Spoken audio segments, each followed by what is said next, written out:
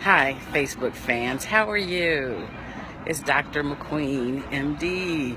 I'm just giving an impromptu live session while I'm sitting here at the airport, yep, waiting for my flight.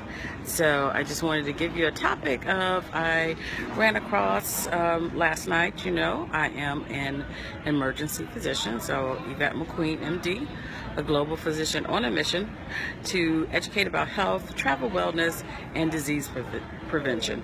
Emergency medicine for 16 years practicing, and I'm mostly a night shift worker. So this is something I've run across. I'm going to talk about driving while drowsy.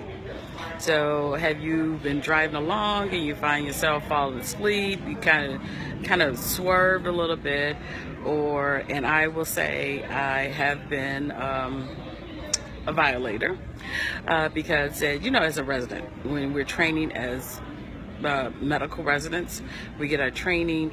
This is the reason they've changed some of the hours for training doctors. But I trained more than 15 years ago. So at that time, we would work anywhere like 36 hours straight. There was times I left the hospital. I lived a mile away from the hospital, and I would get there and go, how did I get here? Or I'm at a red light and someone's honking behind because I fell asleep at the light. And there was one occasion, I will say, that I was driving up in my driveway. The next thing I knew, I was hitting the garage. That's how fast it happens when you're driving drowsy. So nocturnists are the typical people that will be driving while drowsy. So nocturnists are shift workers that work at night. Particularly, I used to, I travel. I'm the travel doctor. So I'll travel, I work 2 or 3 days, and then I go back home. I fly back home. Well, there's been times that I get off my shift, 7 a.m., I drive straight to the airport, and I've worked 12 hours. Now, you've been up for 12 hours, probably more than that, and you actually I'm driving 1 to 2 hours to the airport. So am I drowsy? Yes. And I have learned to stop that. So now when I get off a shift, I always get some sleep before, even if it takes an extra day for me to get home. I always get some sleep because I don't want that to happen. Because let's see, the National Sleep Foundation has shown that 60% of adult drivers admit to have driving drowsy within the last year. A third of them actually has fallen asleep at the wheel, and 13% of people admit that they've done it within the last month. So, and theirs has been shown that it's at least 1,500 deaths per year related to falling asleep at the wheel, and those that are admitted, believe it or not, and it can add up to 12.5 million of monetary loss. So that makes a difference.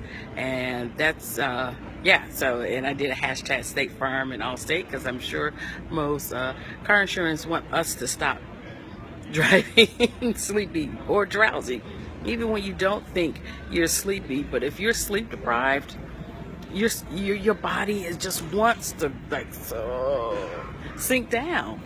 That's the natural physiological response to do that. So make sure you're getting enough sleep, you get a rest before you get, especially if you're doing those long drives. But sometimes it's just driving around the corner.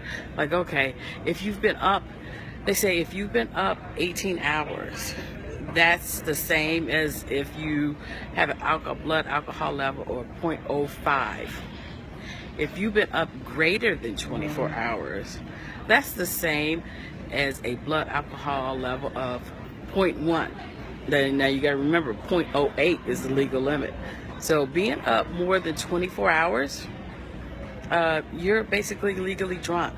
You have that slow response time, slow thought process, and you're driving under the influence of sleep deprivation. So driving while drowsy, it's not a good thing.